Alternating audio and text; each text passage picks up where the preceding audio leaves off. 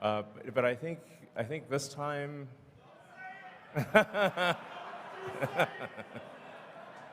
All right, I won't say it.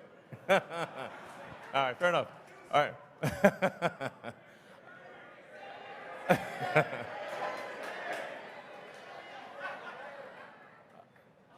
Okay, I think it'll happen, you know. So, all right. You want one last question? Sure.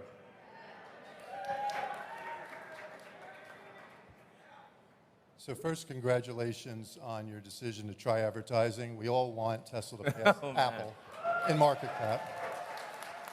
I didn't realize people wanted it that much. Okay. It's good that a lot of people agree. So earlier this year, you cut prices on everything, 15, 20%. More recently, you've been raising prices on Model Y, Model S, Model X. And can you just talk about the pricing strategy on Model Y going forward and keep it separate from the decision to bring out the next-gen vehicles that we all agree is going to, blow the doors off on volume. But just on Model Y, it's the best-selling product in the world. Can you just talk about strategy of pricing going forward on that? I mean, it's pretty straightforward. I mean, we see what the demand is, and then we adjust pricing to meet the demand. Now, the thing is that what happens with other car makers is that they're actually constantly adjusting pricing on cars. It's just not obvious. In the case of Tesla, you can see immediately when there's a price change that occurs because we don't have any intermediaries, don't have any dealers. There's no manufacturer's suggested retail price. But the reality is actually at car dealers, the prices are changing radically. I mean, last year there were significant premiums above MSRP at sort of the conventional car dealer, so you'd pay above MSRP last year, and then this year I think things are below MSRP or close to it, and then the manufacturers will then also offer incentives. So what's actually happening are very big price shifts by other car makers. They're just not obvious, whereas with Tesla, it's obvious. And this is necessary because demand fluctuates a lot. So something's got to be done to achieve a supply-demand clearing point for volume. So just people are reacting to something that's obvious as opposed to saying, oh, yes, every car company does this all the time. Tesla is no exception. That's the actual reality. So, all right. So. Last question. I'll be really quick. Okay. So I will say I have been driving FSD. My wife drives FSD. There's a term called the wife test. My wife will only drive our kids on FSD. It's incredible. So that is a great. I mean, the sort of significant other test is a very a good test because for a while there was like friends or significant others would be like, please don't put it on. It's too scary. But then it's getting to the point where it's going to be just smooth as silk. So in fact, you'll be able to visually tell, perhaps even now you can, visually tell if the car is being driven on FSD or manually, because if it's being driven on FSD, it's smooth and precise. And if you look at if you actually closely observe cars going down the highway, the people are constantly moving in their lanes. So the cars are like doing this all the time when they're manually driven. If it's actually on FSD, it's dead center in the lane. It will actually get to the point where it is not merely, and maybe is at that point, not merely safer than a person, but actually way smoother than manual driving. I can't say enough about the profundity of full self-driving. It is just one of the biggest changes in history that will occur. It's not some feature. it's like a profound. It's really as profound as electrification. And that we already have millions of the cars on the road that will literally achieve this with a software update. I mean, that's like head exploding emoji, Um, and I think probably a lot of people in this room realize it, but most of the rest of the world doesn't. Yeah, so.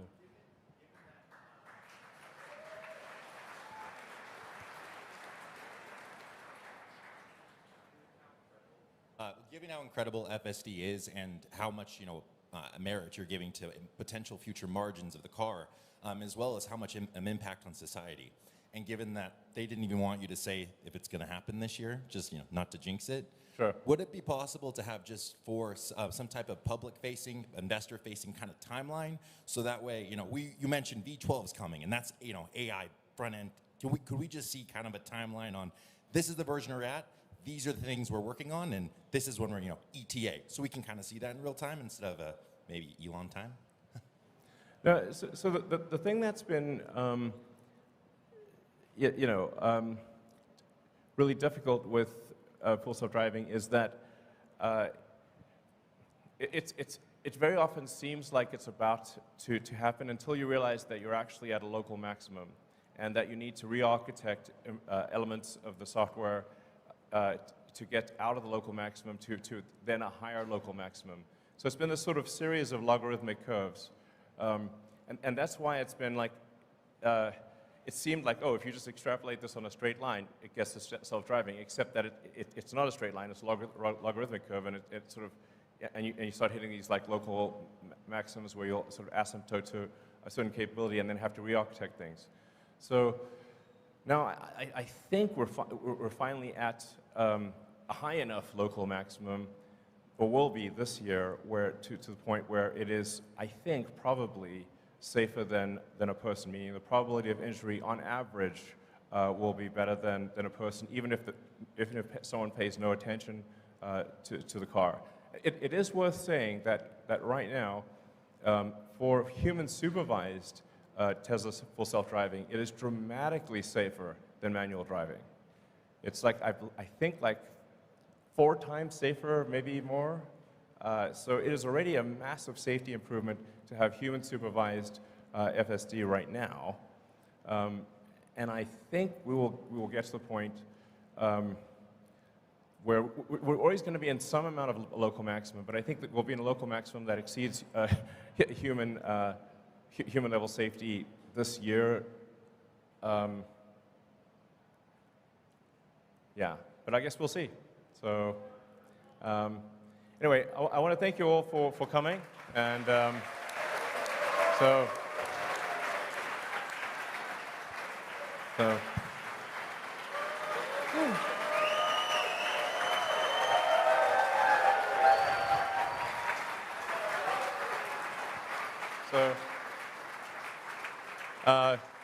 just want to say, like, your support is super appreciated, and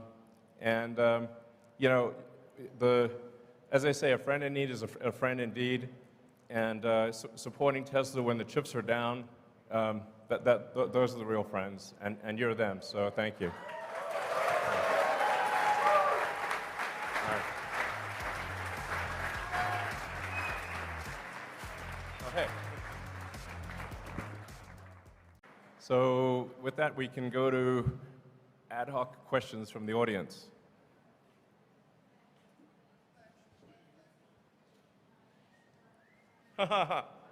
Okay, definitely the person in the Optimus outfit with the red cowboy hat.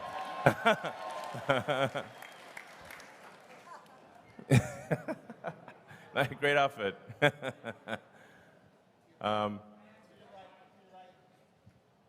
Sure. We'll try to get through as many questions as possible. And, you hit me with your toughest questions. Fine.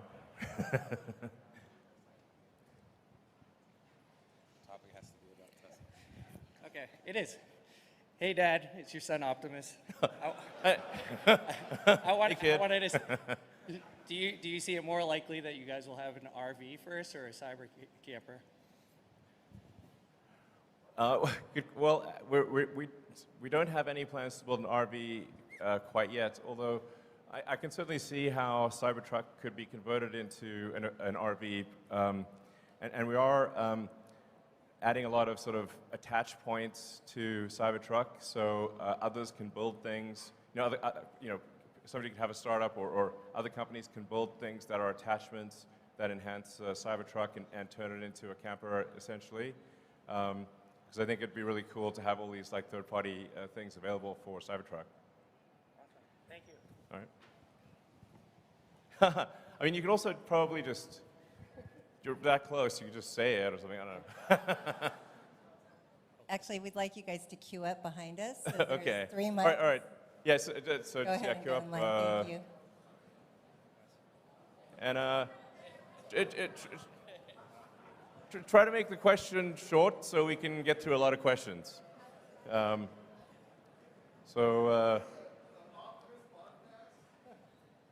Maybe. Oh, you mean just like a Tesla team doing a podcast about Optimus? Oh yeah, sure.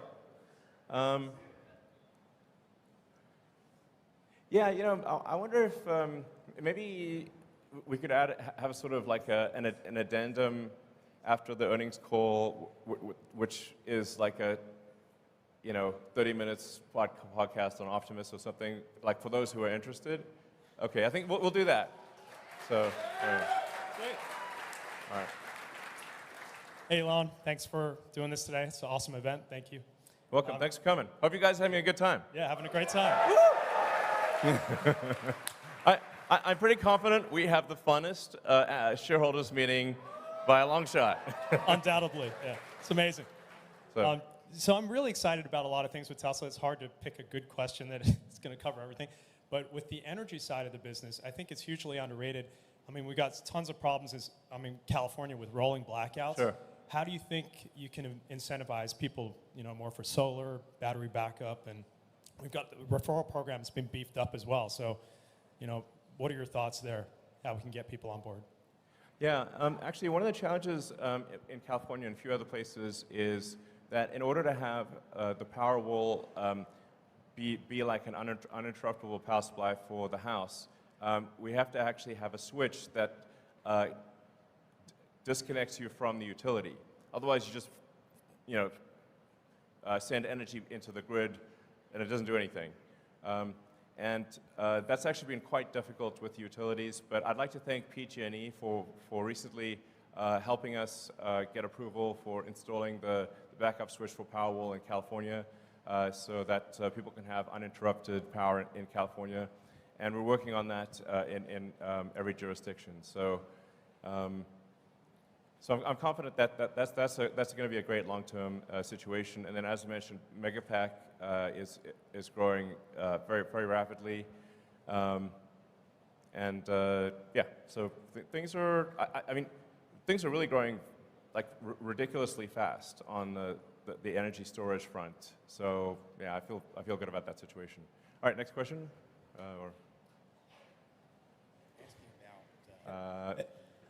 Hello. Great. Hey, Elon, a lot of people have just kind of been wondering, how are you doing? So just wondering, what's up? How you doing? How you feeling? We saw you were partying in Cabo recently, so just What, wondering me? Must have been someone else. yeah, so how are you doing? Just human to human, how you doing? Well, I have to say, it's been of a roller coaster situation. Like,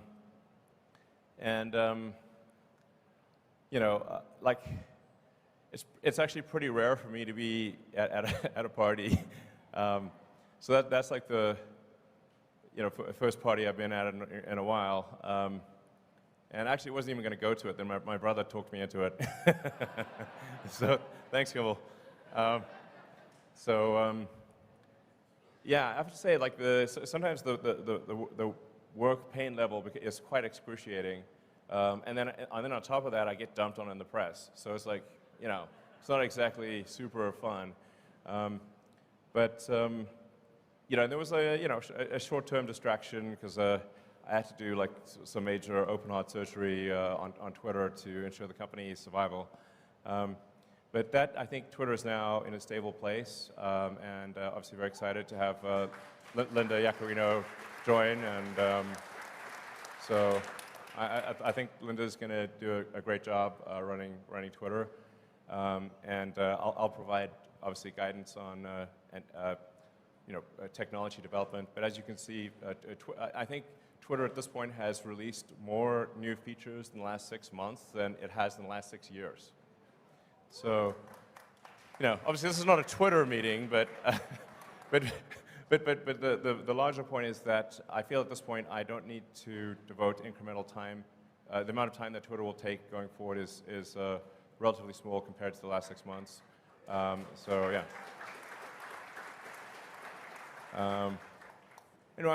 Apart from there's some macroeconomic things that we can't do anything about. Overall, I feel very good about the health of the companies, and I'm increasingly optimistic about the future. Thanks for asking. It's kind of you to ask. So.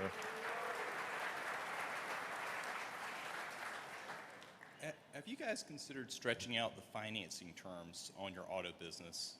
You talked about earlier, consumers don't necessarily look at the sticker price they're paying.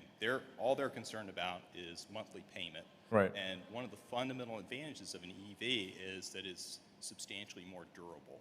And so would you guys ever consider stretching terms out to 10 years, especially in this rate environment, given the shape of the yield curve? Extending the terms out that farther, you'd actually be capturing a lower cost of funds. Yeah, the important thing to appreciate is that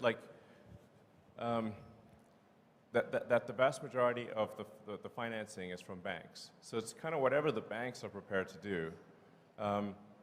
This year, I guess we'll do on the order of $100 billion of sales. And we don't have $100 billion in cash to finance that. So the vast majority of it has got to come from banks. So it's really the bank's choice of what they're willing to do. And it has been tricky with banks recently because, as I mentioned earlier, if you're a bank and you're not sure whether you're going to be alive or not, it's a pretty big distraction, and increasing your auto loan portfolio is very much a secondary priority. So it's just important to appreciate it's not up to Tesla, it's up to the banks. And there's not some easy solution where you can say have a so-called a captive financing arm, et cetera, because you have to securitize those loans, and the market for securitizing them is weak. There is no. I wish there was an easy path, but there isn't. So, I think it's just important to remember that the economy moves in cycles, and we've had a very long period of upcycle. The next 12 months will be, I think, difficult for everyone. And I think, when Berkshire Hathaway had their annual meeting, Warren and Charlie actually said, hey, this year, the Berkshire companies are going to make less money. They're very well-run organizations, and I think that's just generally true for the economy. So. It's also important to remember that there are good times and there are dark times, but then the good times follow the dark times. So my advice would be, don't look at the markets for the next 12 months. If there's a dip, buy the dip. And I think you will not be sorry because there's just generally a sort of there's an economic cycle to things, but things come back up. So my guess is tough times for a year. Like I said, just my guess. But then Tesla will emerge stronger than ever, and the long term, if you say net present value of future cash flows, will be incredible, in my opinion.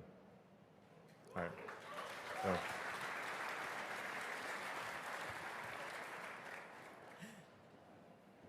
Hey, Elon, meet Kevin here. Hey, how's it going? Good, thanks. So Tesla is the largest position in my ETF, ticker PP, and that's for pricing power. Right. And I'm curious, I really think that some of the features that you highlighted here, like the over-the-air airbag deployments of improving the features, the safety features, are great things that we could be advertising. I know you've heard this many times before. I know you have. But sorry, go ahead, yeah. $525 off every car this year is half of Netflix's advertising budget. $1,000 is the entire Netflix advertising budget, and I see their ads everywhere. Why not advertise these things that you told us here? I feel like nobody else knows about this. I just talked to Gordo, the Tesla bear, and he's still talking about 2016 New York Times pieces. These people are in the past, man. That's like 7 years ago at this point. Yeah, I mean, that's what I'm saying. yeah.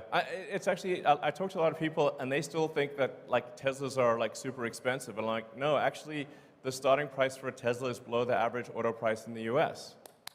It's like, and that's a good thing. I mean, I think it's good that it's that way, you know? Like, our goal was always to make cars that are affordable to the general public. So I hear you. I mean, I think, and it's indeed ironic that, you know, Twitter is like highly dependent on advertising. So, you know, here I am, it's like, you know, never used advertising really before, and now have a company that's highly dependent on advertising. So I guess I should say advertising is awesome and everyone should do it. But I think I hear your sort of larger point, which is that there are amazing features and functionality about Teslas that people just don't know about. So, yeah. And although there's obviously a lot of people that follow, like, say, the Tesla account and the you know, my account, whatever, on Twitter, to some degree, it is preaching to the choir, and the choir is already convinced. So I think what you're saying does have some merit, and you know what? I believe in taking suggestions, so we'll try a little advertising and see how it goes.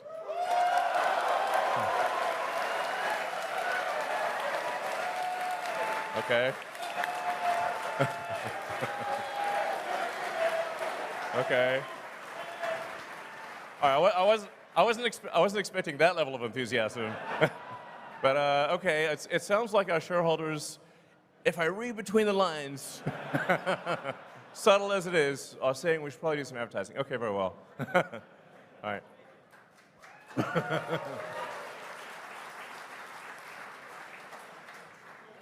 Hi, Elon. Hi, Tesla.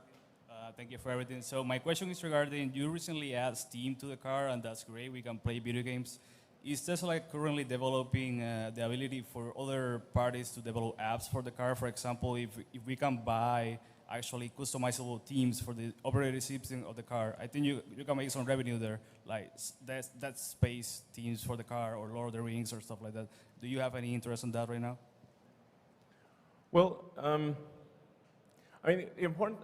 So I think the notion of having entertainment apps and whatnot becomes increasingly important as the cars achieve self-driving, because otherwise you can only really play games or watch movies or whatever when the car is stationary. You know, which, you know, if it's charging or whatever, then you can use it. But when it's at the point at which it's full self-driving, I think it's very much